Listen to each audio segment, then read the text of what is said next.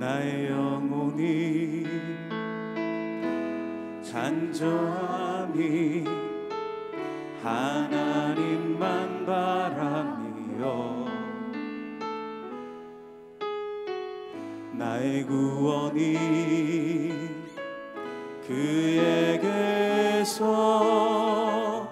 나는 도다.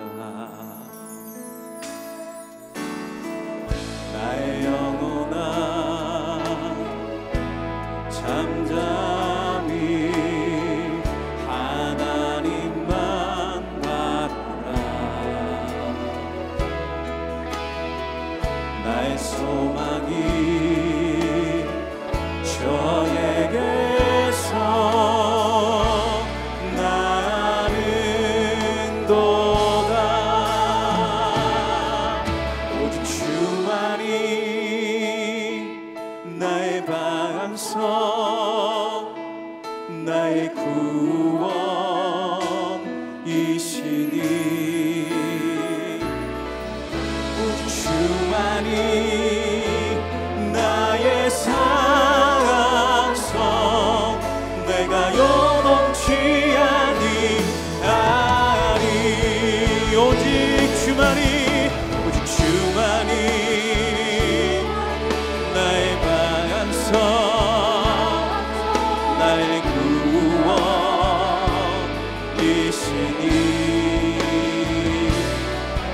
오직 주만이 나의 상성 내가 요동치 아니하리. 솔로몬의 세입금의 무게가 금 666달란트요 그 외에 또 상인들과 무역하는 객상과 아라비아의 모든 왕들과 나라의 고관들에게서도 가져온지라. 솔로몬 왕이 쳐서 느린 금으로 큰 방패 200개를 만들었으니 매 방패에 든 금이 600세겔이며 또 쳐서 느린 금으로 작은 방패 300개를 만들었으니 매 방패에 든 금이 3만에라. 왕이 이것들을 레바논 나무 궁에 두었더라. 왕이 또 상아로 큰 보좌를 만들고 정금으로 입혔으니 그 보좌에는 6층계가 있고 보좌 뒤에 둥근 머리가 있고 앉는 자리 양쪽에는 팔걸이가 있고 팔걸이 곁에는 사자가 하나씩 서 있으며 또 12사자가 있어 그 6층계 좌우편에 서 있으니 어느 나라에도 이같이 만든 것이 없었더라. 솔로몬 왕이 마시는 그릇은 다 금이요 레바논 나무 궁의 그릇들도 다 정금이라. 은기물이 없으니 솔로몬의 시대에 은을 귀히 여기지 아니함은 왕이 바다에 다시스 배들을 두어 히람의 배와 함께 있게 하고 그 다시스 배로 3년에 한 번씩 금과 은과 상아와 원숭이와 공작을 실어왔습니다. 솔로몬 왕의 재산과 지혜가 세상의 그 어느 왕보다 큰지라. 온 세상 사람들이 다 하나님께서 솔로몬의 마음에 주신 지혜를 들으며 그의 얼굴을 보기 원하여 그들이 각기 예물을 가지고 왔으니 곧 은그릇과 금그릇과 의복과 갑옷과 향품과 말과 노새라 해마다 그리하였더라. 솔로몬이 병거와 마병을 모으매 병거가 1400대요 마병이 12,000명이라. 병거성에도 두고 예루살렘 왕에게도 두었으며 왕이 예루살렘에서 은을 돌같이 흔하게 하고 백향목을 평지에 뽕나무같이 많게 하였더라.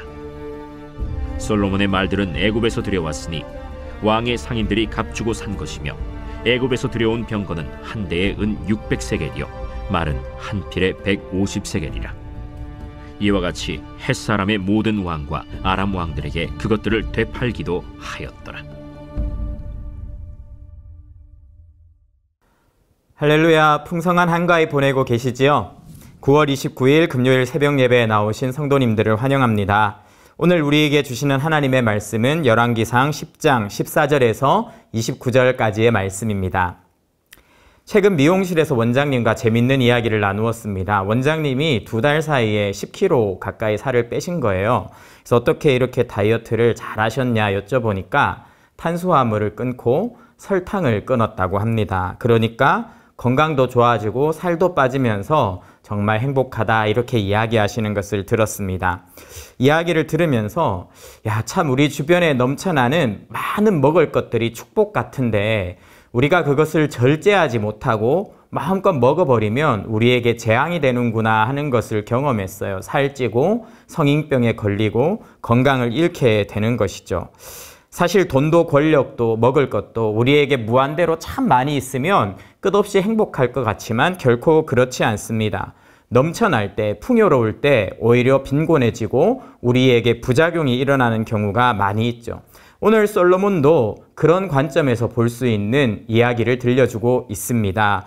풍성한 풍요를 경험하고 있는 솔로몬에게서 풍요의 부작용은 무엇이고 우리는 어떻게 우리의 삶을 대처하며 살아내야 되는가 하는 지혜를 얻을 수가 있어요. 먼저 솔로몬이 누렸던 풍요에 대해서 함께 살펴보도록 하겠습니다. 오늘 본문에서 금이라는 단어가 10회 이상 언급이 됩니다. 금 이런 이야기가 엄청 많이 나와요. 먼저 14절 보면 솔로몬의 세입의 무게가 금 666달란트요 이렇게 나옵니다. 666은 뭐 인간의 수 뭐 이런 것들이 꽉 찬 거죠. 그러니까 사람으로서 지극한 어떤 부에 이르렀다 이런 사인으로도 볼 수 있어요.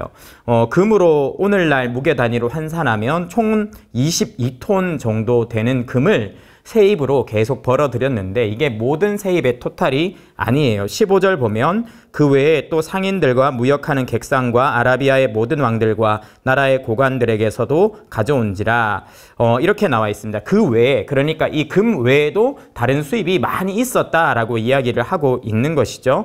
그러니까 뭐 어마어마하게 벌어들였습니다. 그러다 보니까 이 남아도는 금으로 방패를 만들었대요. 근데 뭐 금방패로 전쟁에 나갈 일은 없고 장식용인데요. 16절 17절 보십시오.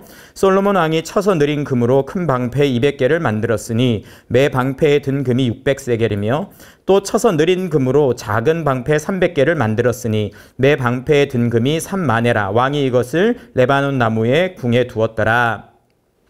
방패 하나하나가 극상의 명품들입니다. 큰 방패는요, 금 6.8kg 정도가 들었고요. 오늘날 돈으로 환산하면 7억 정도가 됩니다. 작은 방패는 금 3만회이고 1.7kg예요. 오늘날 돈으로 2억 정도가 됩니다.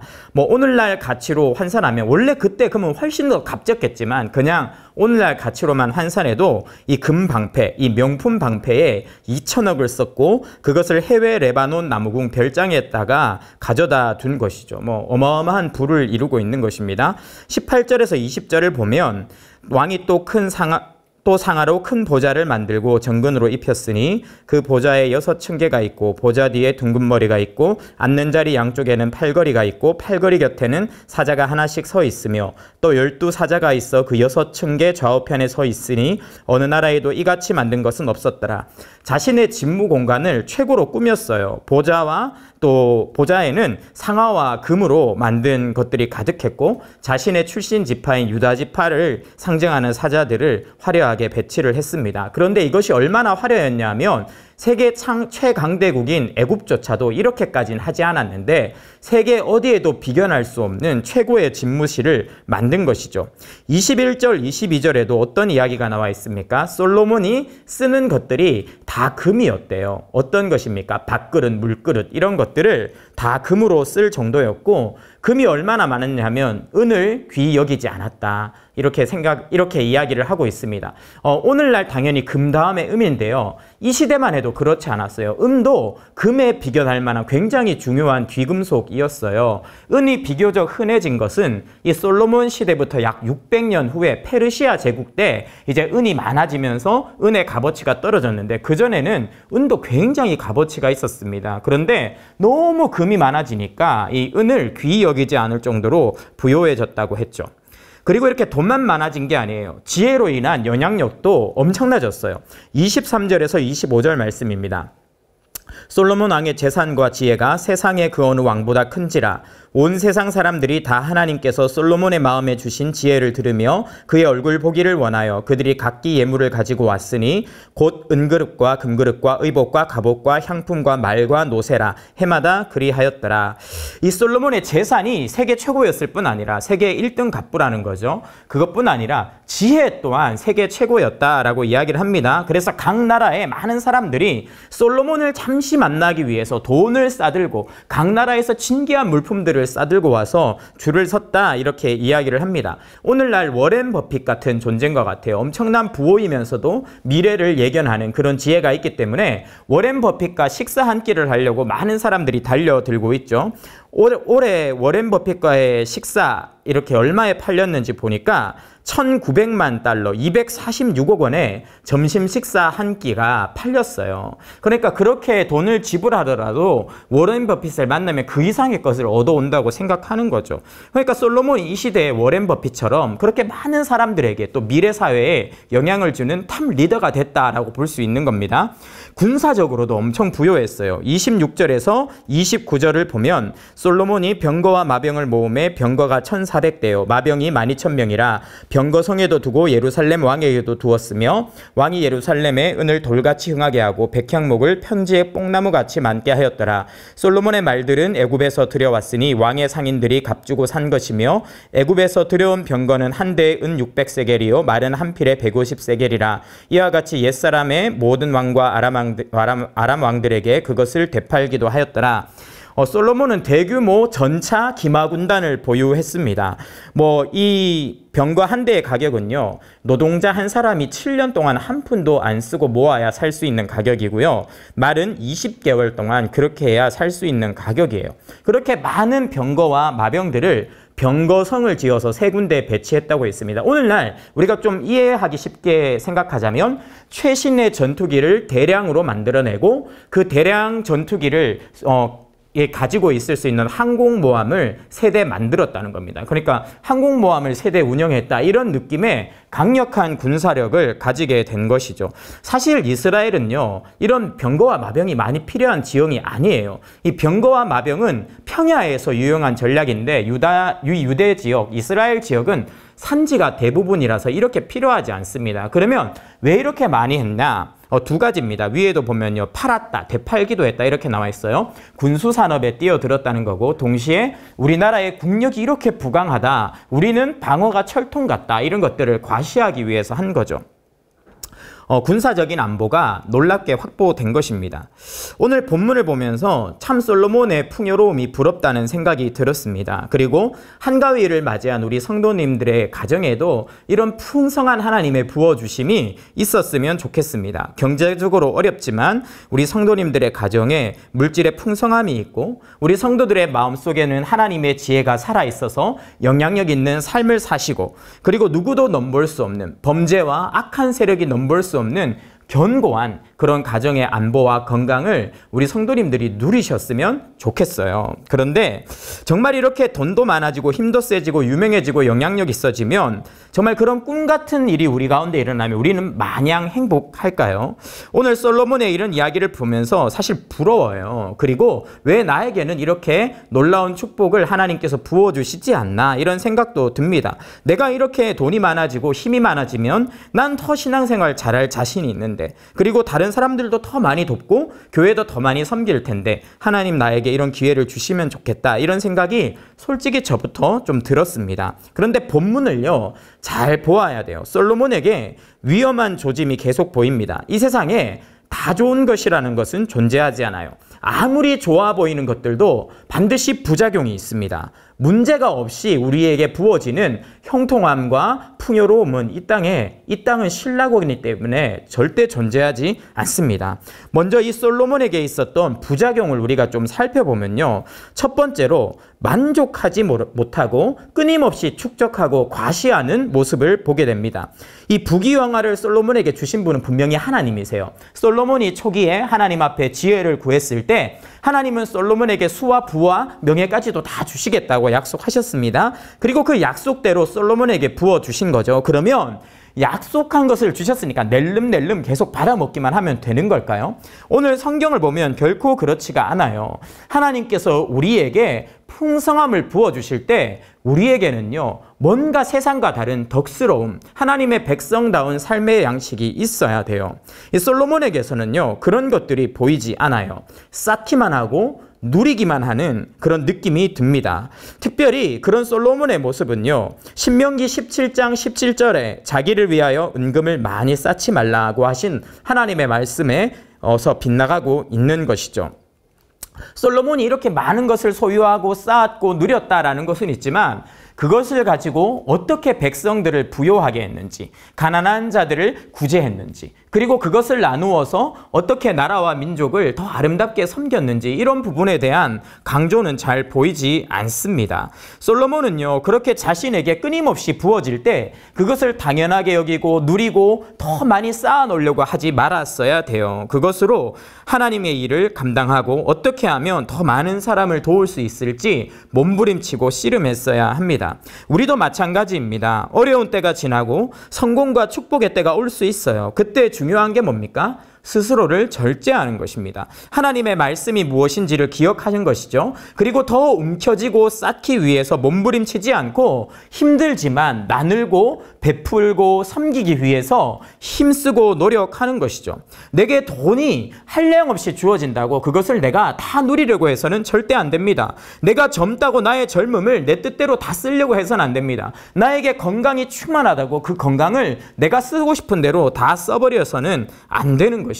그것을 잘 절제하고 컨트롤해서 하나님을 위해, 교회를 위해, 이웃을 위해 드릴 때 우리의 삶이 진정 값진 삶이 되는 것입니다. 추석은요, 풍성한 누림의 시간입니다. 음식도 풍성하고 시간도 풍성하죠. 그런데 이기적으로 막 차려져 있는 음식이 좋다고 다 먹으면 살찌고 다녀오셔서 괴롭습니다. 그리고 추석에 쉬는 시간이 너무 좋다고 가족들하고 신나게 그냥 여행하고 놀고만 오시면 돌아오셔서 예배 드릴 때 피곤하고 어렵습니다. 그래서 이 시간에 어떻게 하면 내가 하나님을 더 섬길 수 있을까? 우리 가족들을 더 섬길 수 있을까? 그리스도인으로 본을 보일 수 있을까? 이런 생각을 하면서 나의 삶을 나눌 때 우리의 영혼이 살아난다는 것을 기억하셨으면 좋겠습니다. 그리고 두 번째로요, 오늘 솔로몬을 통해서 볼 수 있는 것은 타락한 세상 속에서 부작용이 없는 축복은 없다는 것입니다. 타락한 세상에서는요, 아무리 좋은 것도 부작용이 나타난다고 말씀드렸습니다. 아무리 대단한 것도, 아무리 하나님께서 주시는 것이라 할지라도 그것 자체로 누군가는 상처받고 누군가는 힘들어지는 일이 일어날 수 있다는 거죠. 솔로몬의 이야기를 보면 이런 것들이 계속 드러나요.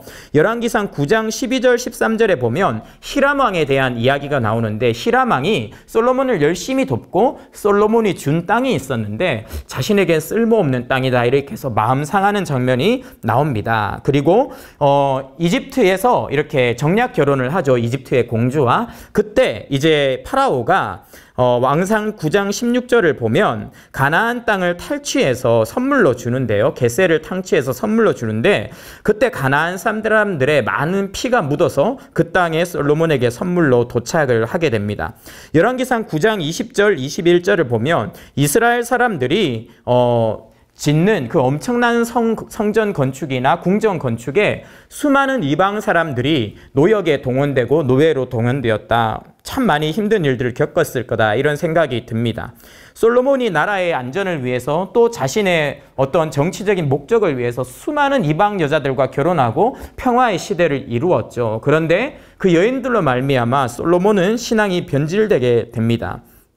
그리고 솔로몬이 많은 위대한 공사를 했고 이렇게 많은 세금을 벌어들이면서 부강해졌지만 그 뒤에서 서포트하는 백성들은요 굉장히 힘들었던 것 같아요.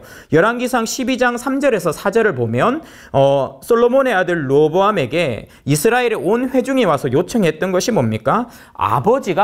당신의 아버지 솔로몬이 우리에게 무거운 멍에를 지게 했다는 거예요. 이것을 덜어달라는 겁니다.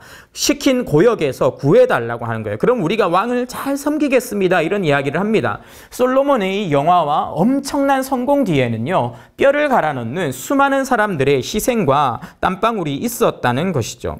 오늘날 솔로몬의 성공을 보면서 우리는요, 성공의 뒤에 있는 그늘을 잊지 말아야 됩니다. 부작용이 없는 성공, 부작용이 없는 대박은 이 땅에 존재하지 않습니다. 내가 손대는 것마다 잘 되고 돈이 들어오고 대박이 나는 동안 우리는 정신을 바짝 차리고 주변을 살펴야 합니다. 내가 승진할 때 누군가는 고배를 마셔요. 내가 돈을 벌면 누군가는 잃습니다. 내가 대학에 합격하면 누군가는 떨어지고요. 내가 부자가 되면 누군가는 가난해지고, 내가 잘 되면 어떤 사람은 배가 아프고요. 내가 어떤 사람과 결혼하면 그 사람을 좋아했던 모든 사람은 낙심하죠. 이게 어쩔 수 없는 일이라고 생각할 수 있습니다. 그런데 그럴 때 하나님께서 풍요함을 주실 때 마음을 낮추고 무릎을 꿇고 주변을 돌아보고 희생한 자를 보듬을 때 그 성공을 계속 이어갈 수 있는 것입니다. 그렇지 않은 성공은요, 사상 누각 같아서 반드시 무너지게 됩니다. 특별히 영적인 문제가 있어요. 이런 승승장구 속에서 하나님이 잘 안 보여요. 솔로몬은 많은 정략 결혼을 했지만 그것 때문에 마음속에 우상이 들어오고 우상 숭배에 빠지게 됐고, 병거와 마병을 많이 두지 말라는 하나님의 말씀을 잊어버렸고, 은금에 대한 하나님의 말씀을 무시하게 되었습니다. 이런 식으로 점점점 우리가 성공에 눈이 멀다 보면 타협하게 되고, 그것 때문에 우리의 신앙이 무너지는 때가 오는 것이죠. 그래서 솔로몬은 풍요함 속에서 오히려 영적으로 가난해지는 그런 고통스러운 경험을 하게 됩니다. 솔로몬이 이렇게 많은 성공을 누리기 전에 참 감격적인 예배가 여러 번 있었어요. 일천 번제에도 성공을 했죠. 언약궤를 모셔왔을 때도 하나님께서 임재하시는 놀라운 역사를 경험하고, 성전 봉헌식을 드릴 때도 하늘에서 불이 떨어지는 놀라운 예배의 능력을 경험했어요. 그런데 이런 성공이 계속되는 동안 더 이상 솔로몬의 예배의 이야기가 등장하지 않아요. 다윗이 평생에 걸쳐서 시편을 남기며 하나님과 교제했던 것과 달리 솔로몬에게는 그런 모습이 보이지 않습니다. 그런 솔로몬이 무너져 내리는 것이죠. 정말 그렇게 하나님께서 우리에게 축복해 주실 때 하나님이 아니라 내가 가진 돈이, 내가 가진 힘이, 나의 능력이 하나님의 자리를 대신해 버리는 것을 우리는 항상 경계해야 돼요. 반면에 욥을 한번 생각해 보십시오. 욥은요, 동방에서 가장 큰 부자였고 가장 훌륭한 신앙인이었어요. 그랬던 욥이 엄청난 재난을 당하고 어려움을 겪습니다. 그리고 하나님이 그를 찾아와서 말씀해 주시죠. 그때 욥기 42장 5절 6절에 이렇게 나옵니다. 내가 주께 대하여 귀로 듣기만 하였사오나 이제는 눈으로 주를 배움나이다. 그러므로 내가 스스로 거두어드리고 티끌과 재 가운데 회개하나이다. 무슨 말입니까? 내가 부자였을 때, 그때도 신앙생활을 열심히 했지만 저는 귀로만 하나님을 들었습니다. 하지만 이 인생의 밑바닥에서 너무나 고통스러운 고통의 밤 속에서 내가 만난 주님은 폭풍으로 임재하시는, 내 눈에 보이는, 내가 체험할 수 있는 하나님이었습니다. 이런 이야기를 하는 것이죠. 풍요의 때에 하나님을 잊기 쉽습니다. 반대로 고난의 때에는 하나님을 생생하게 경험할 수 있는 그런 축복이 우리에게 주어집니다. 우리가 풍요 가운데 있을 때는 내 영혼이 변질되지 않도록 깨어서 자신을 살피고 주변을 살펴야 하고요. 내가 만약에 고난 가운데 있다면 이 고난이 끝없는 좌절과 낙심이 아니라 내가 오히려 하나님을 보는 통로가 된다는 것을 기억하시는 그런 주일이 되었으면 좋겠습니다. 우리 주 예수님을 기억하십시오. 예수님은 오병이어의 기적으로 엄청난 성공을 일구셨을 때, 온 백성이 주님을 환호하고 왕으로 삼으려고 하실 때 오히려 조용한 곳에 가셔서 기도하고 자신을 돌아보고 주변을 살피셨습니다. 십자가의 고난이 자신을 집어삼켜올 때 겟세마나에서 힘을 다해 기도하시고 십자가 위에서도 끝까지 기도하고 하나님께 자신을 의뢰함으로 죄와 사망에서 우리를 건지셨습니다. 이 추석 기간 어떤 상황에 있으시든지 간에 주님께 기도하고 주변을 돌아보면서 하나님 앞에 귀하게 쓰임 받으시는 우리 모든 성도님들 되시기를 축원합니다. 세 가지 기도 제목입니다. 주여, 우리 가정에 하나님의 넘치는 은혜와 축복을 허락하여 주소서. 하나님께서 주신 것들을 감사함으로 받되 나누고 섬기고 복음을 전하는 일에 사용하게 하소서. 어두운 고난의 밤속에 있을지라도 별과 같이 빛나는 하나님의 은혜를 경험함으로 승리하게 하소서.